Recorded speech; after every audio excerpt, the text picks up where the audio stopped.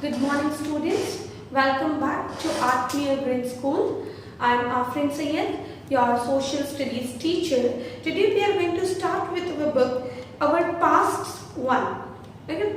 Before I start the chapter 1, that is what, where, how and when, I would like to give a short introduction regarding history. If we talk about history, then history is a chronological sequence of events that happened in past. I repeat, if someone asks what is history, then history is a chronological sequence which happened in past. Okay, so Indian history, that is where does the Indian history has been originated from? The origin of Indian history, that is period of history, was started with the Stone Age. The age where people used to live in forest, which is known as Stone Age. This is a timeline of our Indian history. After origin of the Stone Age, after our origin that was the Stone Age, we come with Indus Valley civilization, where people started to develop. They started to settle. That was Indus Valley civilization. After Indus Valley civilization and at the decline of Indus Valley civilization, where Indus Valley civilization was deteriorating day by day, where it was going to get an end, where it was at the point of declination, that became the Vedic age. Vedic age, where various Vedas were developed. After that comes Mahajanpat. Now here Mahajanpat, there are 16 Mahajans, as we know, and during this period, foreign invasion was happened and Persians and Greeks came to India. Alexander came to India during the Mahajanpat, and the development of Buddhism and Jainism was being started. Development of Buddhism and Jainism was started. After Mahajanpat, there came Mauryan age. Mauryan age was the first biggest empire which was developed in India. That was during the period of Mauryan age. Okay. Now there are here, when we reach here Mauryan age, there comes a zero, which means post Mauryan age. Means everything that happened before the Mauryan age, there is a disintegration there. First is kingdom of Indo, Greek and Kushan came into existence, and Satyavahan period also developed. Basically the development of caves was happened during the time of Satyavahan. And disintegration means there was a change in timeline. How there was a change in the timeline? Look, you can see the timeline over here. Here it is a zero. Zero is the birth of Jesus, at the time of birth of Jesus. So before birth of Jesus, that is before the zero, it was known as before Common Era. It was known as before Common Era, and after the zero, it is known as Common Era. So here there comes a zero. That is, the period is divided into two parts. That is Mauryan period and then post-Mauryan period. Okay. Now towards the next topic, we'll go towards the next topic. Okay. Now I have discussed the timeline, that is how the Stone Age was started, and I have given the different period of time which was being discussed over here. Now, here I give you a review about the chapter. What does the chapter consist of? We should know that what is the chapter made up of. Just like that, I here give you several things which will show that what does the chapter is made up of. First is name of the land. So it will discuss the topic land. How does the name of the land came up? Then how can we know about past? What can we know about the past? Where people used to live? These are the questions we usually ask to parents. That how can we know about past? How shall we know how does the human beings got created? How the civilization got started. So the question like how can we know about the past? Second, what can we know about past? What is something which we should know about the past? So what can we know about the past and where people used to live? Like earth is a huge place, and where does the people started to live? Then importance of dates, we will see that how important dates are, as history is something which have lots and lots of importance, significance of dates. So it is very necessary to know about the importance of dates. Then as the name of the book goes, our past. So here you can see it is not past, past, not in the singular format. It is our pasts, that is in the plural format, which says we have one past, or we have one past more than one. That is basically in the plural form. There is more than one past. Do we have just one past, or we have more than one past? Then we'll discuss the question how to find the past. How should we find the past? Now before we start, as I said that in history dates are very much important. So dates are basically a chronological study of past. Chronological study, when something is arranged in the sequential format, then it is known as a proper chronology. So here it is said that dates are the chronological study of the past. When they study chronologically the various dates that पहले ये हुआ, फिर इसके बाद ये हुआ, फिर इसके बाद ये हुआ, इस तरीके से जब आप chronological way में एक sequence में जब आप कुछ पढ़ते हैं तो it is known as past. Okay? Now, how the dates are given? Look, as I said that there is a zero which says birth of Christ. Now, it is before Christ and after Christ. So, before Christ is in the period of origin, that is in the period of storage, which is known as before Christ, means any event which has happened before the birth of Christ is known as before Christ, before common era, or before present. Means any event which took place before the birth of Christ is known as before Christ, before common era, or before present. And all the events which took place after the birth of Christ, that is this period 2020, is also in the period of after Christ. So it is Anno Domini. That is Anno Domini. That is period of birth after Christ is Anno Domini or common era. Okay. Now, what can we know about past? So, if we have divided it into two parts. First is at people and at children. If we talk about people, what should we know about the past? Then what they ate, what kind of food they consume, and it's very necessary the kind of food as they go on, as the region go on changing, as the places they live go on changing, their habitat, their occupation go on changing, their habits to eat and the region also changes.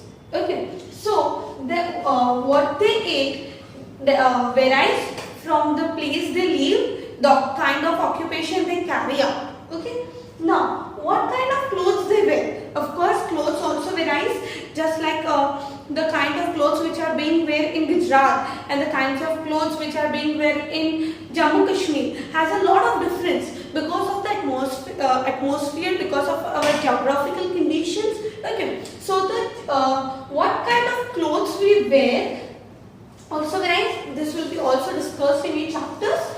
And housing, like kind of houses they live in, whether they are kacha makans or whether they are pakka makans, they live in the huge palaces or they live in the fort, etc. will be being discussed.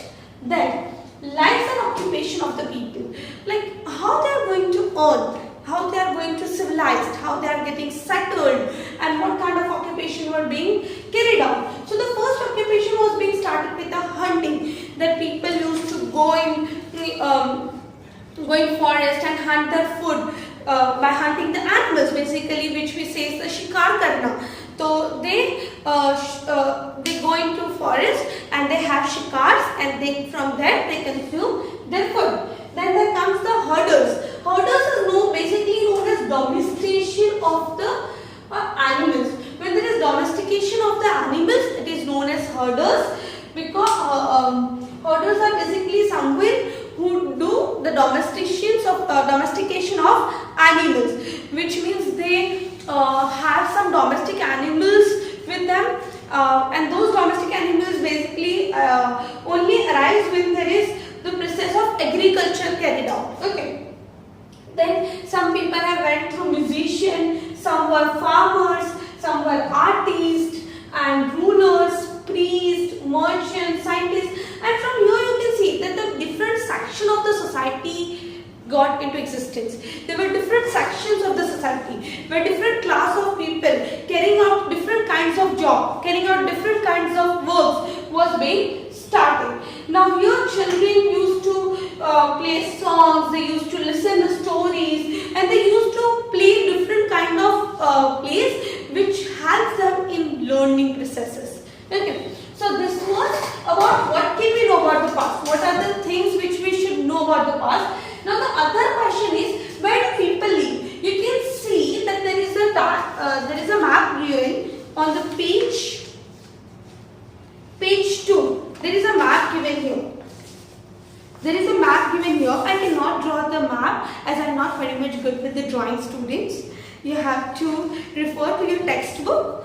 I have here list down where do people live. The first part is Narmada. If you can see in the map over here near Gujarat, you will find the Narmada river. Near Gujarat, just near the Gujarat, you will find the Narmada river. So first they went to Narmada, then Sulaiman and Kritha Hills. Sulaiman and Kritha Hills, if you can see over here near Jammu and Kashmir, you can find Sulaiman and Kritha Hills. Then they went to Gura Hills, Garo Hills. So Garo Hills are over here, just opposite to Gujarat. You can find the Garo Hills over here near the Seven Sisters. You can find Garo Hills near the Seven Sisters. Then there comes Vindhyas. So we'll find the Vindhyas. Vindhyas is just above the Narmada. You can see just above the Narmada there is a Vindhyas, and then it talks about Indus and its tributaries. So Indus and tributaries is just upside of the Gujarat. You can see here Indus river and various tributaries which are being formed from the Indus river. Then there is Ganga and its tributaries. We saw about Ganga and tributaries here. Over here near Himalayas you can see the Ganga and various tributaries. And here it talks about the main tributary of Ganga, that is Son. The main tributary of Ganga, that is Son. So here in all these 6 places which are being discussed in the book shows the living habits and the way of living of the people. Where do people live?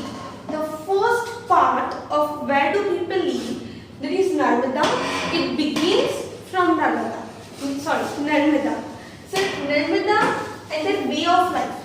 People live alone on the banks of river for thousands and thousands of years. At that time, during the time of origin, people used to live near the banks of river for thousands and thousands of years. At that time, people used to live there alone. They were not like cities and towns as we have now. Okay, and the profession was skilled gatherer. They were very skilled gatherers. Gatherers means people who can collect, can gather things. So they were very skilled gatherers. That was basically gathering of fruits.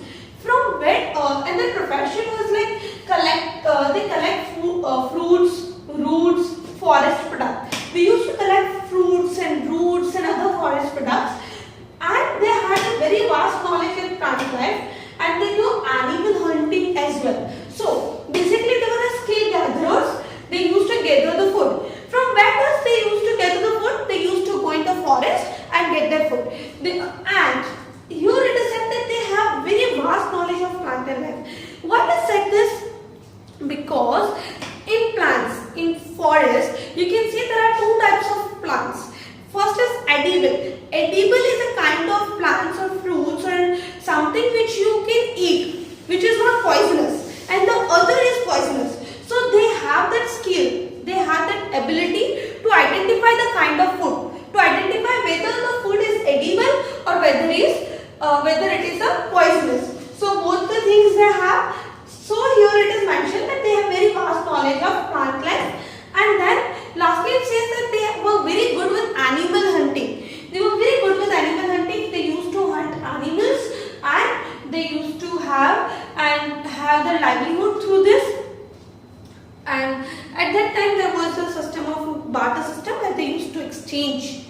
Okay, so here I'll revise it once again, that people used to live alone near the banks of river for the thousands and thousands of years. They were very skilled gatherers. Here it is said that their profession was gathering of food, okay, and collecting of fruits, roots, forest and product. And as they have the ability to identify the edible, that whether it was edible or not, or whether it was poisonous, they have that ability to identify that thing. So it is said that they have the very vast knowledge of the plant life. And the third one is they have the animal hunting. Now I'll take this thing from your textbook and read it for you. Find the river Narmada on map 1. I have already shown. It's near the Gujarat. People have lived along the bank of this river for several 100,000 years. Some of earliest people who lived here were skilled gatherers. I have already mentioned that thing. That is, people who gathered their food. They knew about the vast wealth of plants in the surroundings, forest, and collected roots, forest and other forests, which is also being mentioned already here, produced for their food. They also hunted animals. Students, if you want to note it down, you can pause the video and note it down. Here it is written in the theoretical format. Here the kind of graph or diagram is being presented, so which is easy to analyze and interpret. So if you want, you can copy it down in your notebooks. It is a kind of a graph or a kind of a map which is easier to understand and easier to revise. The same thing is given in your textbook as well, but I have divided it into different parts. Okay, so if we see about the Narmada, then there is no development of agriculture over here. Okay, now moving forward towards the Sulayman and Kirthar Hills. So Sulayman and Kirthar Hills are located in northwest. I repeat, Sulayman and Kirthar Hills are located in northwest. I repeat, Sulayman and Kirthar Hills are located in northwest. Here, the traces of crop growing before 8,000 years. Here, the traces of crop growing is being found out, which is 8,000 years back. Which is 8,000 years back. Means 8,000 years back, people started growing the crops. If you can see, if you forward your video again, and you can see I have shown the timeline, then you can see that the development of the agriculture is being shown there. So, traces of crop growing before 8,000 years. And what they used to grow, so wheat and barley. So production or the growing of wheat and barley began here in the Sulayman and Kirthar Hills. That was, wheat and barley were first grown in the Sulayman and Kirthar Hills. 8,000 years passed, around 36,000 BCE. 8,000 years passed, that is around 6,000 BCE. Agriculture and animal domestication began. So here, as I have already shown in the timeline, where does the animal and domestication begin? So agriculture and animal domestication began. And what do they domesticate as animal? It was mainly sheep, goats and cattle. Sheep, goats and cattle. And look, if there is animal domestication, then there will be definitely agriculture. And if there is agriculture, then there will be somewhere definitely animal domestication. The reason behind, to plow the land, to grow the crops, they need some cattle, they need some animals. So for that purpose, they used to domesticate the animals. And which were the animals which were basically domesticated by those people? They were sheep, goats and cattle. Agriculture has also, now there is existence of agriculture, so of course there will be trading. So here the commencement of the period of trading began. Trading basically means buying and selling. So here buying and selling took place over here. And after that they began to settle, because agriculture cannot be done by moving from one place to another. For doing the agriculture, you have to settle at one place. I repeat, for doing the agriculture, you have to settle at one place, and therefore development of villages began. I revised the entire thing for you. Here you can see in the Narmada way of life, they are only discussing about that they were living near the rivers, and they had the quality of gathering of food, and they have the vast knowledge about plants and forest. But here you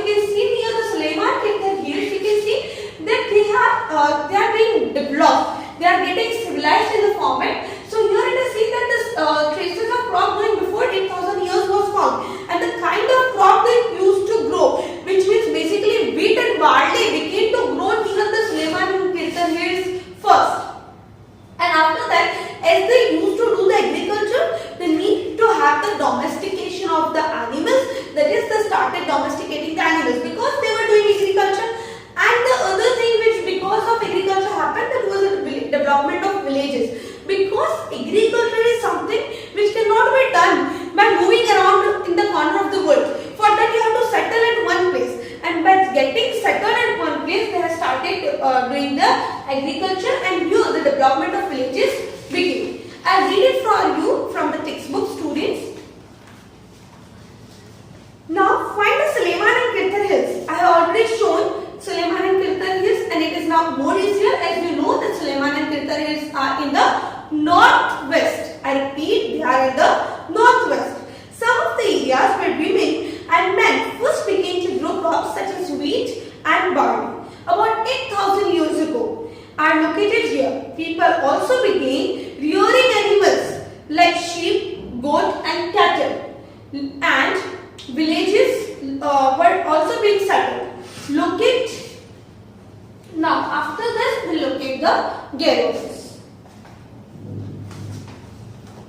Now we have seen Narmada, we have seen Sulayman. Now we are at the Garo hills and Vindhyas. So Garo hills also has the development of agriculture just like Sulayman had. Sulayman and Kirthar just had the agriculture, and we have seen that they have started with the wheat and barley, and just like that over here in the Garo hills and Vindhyas there was a development of agriculture. Then as there was development of agriculture, naturally there is to come the trading part. Trading is basically buying and selling. So here there comes trading. And why does the trading is necessary? Trading is necessary because we live in the place where people are directly or indirectly dependent on each other. We all are interdependent on each other, and hence the trade takes place. And eventually, as there was an agriculture development, trading was being carried out, the development of villages started taking place gradually. And I have already discussed that if there is agriculture, they have to settle at one place because agriculture cannot be done or carried out by moving from one place to another. And here, rice was first grown to the north of Vindhyas. I repeat, rice was first grown to the north of Vindhyas. So, as we have seen that in Sulayman and Kirthar, there have been plantation of wheat and barley. Just like that, in the Garo hills, for the first time, the rice was grown to the north of India. So if now someday Mama cooks food and there are rice, then you will be able to recognize and then you will be able to visualize that for the first time in the history, the rice were firstly grown in the Garo hills and Vindhyas. Okay, so always remember, while eating the rice were firstly grown in the Garo hills, that is Vindhyas. That was north of Vindhyas. Basically at the time of Garo hills and Vindhyas, and rice was first grown to the north of Vindhyas. Okay. Now there are Indus tributaries. There are Indus tributaries. 47 years ago, cities flourished. Basically now here civilization came to happen. Cities started to flourishing. 25 years ago, cities developed at the river banks, Ganga and Son. So here, look, in Indus during the Indus and tributaries, you can see that 47 years ago, cities started flourishing. And about 25 years ago, cities developed at the river banks of Ganga and tributary Son. Here, when we see that the cities flourished, it was during the time of Indus Valley civilization. In the very beginning, I have shown you the timeline, and there I have mentioned the Indus Valley civilization and Mahajanpal. So it was a time. The Indus tributaries began at the Indus Valley civilization and Mahajanpal. So this was the time. This was the 25 years ago, and that was 47 years ago. This was the time where basically the city started developing.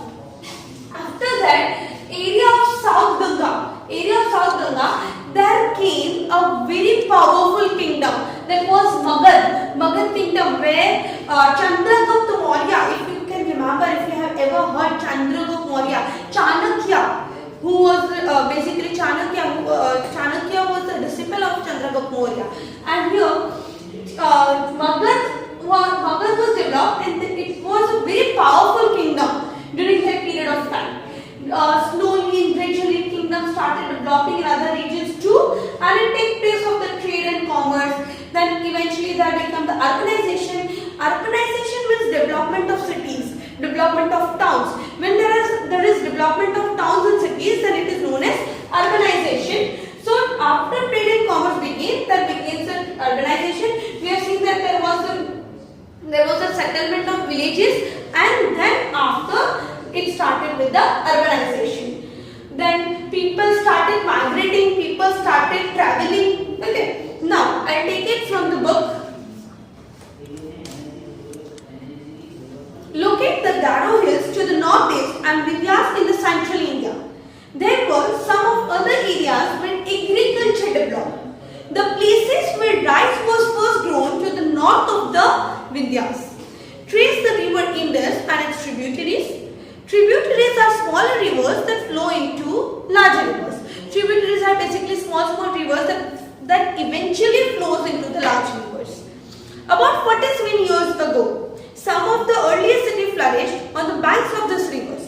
Later, about 2500 years ago, cities developed on the banks of Ganga and its tributaries along the sea coast. Locate the Ganga and its tributaries called the Son. In the ancient time, the area along these rivers to the south of Ganga was known as Magad. So Magad was where? In the area south of Ganga.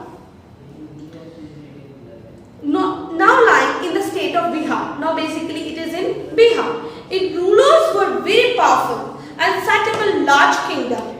Kingdoms were set up in other parts of the country as well. Throughout, people traveled from one part of the subcontinent to another. So here it is written that migration and traveling started. The hills and high mountains including Himalayas, deserts, rivers and seaway journeys, dangerous at times, but never impossible.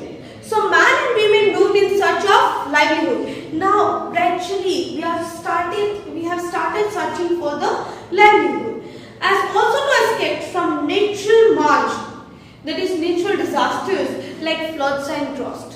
Sometimes men marched in armies conquering other lands beside merchants traveling with caravans or ships carrying valuable goods from place to another.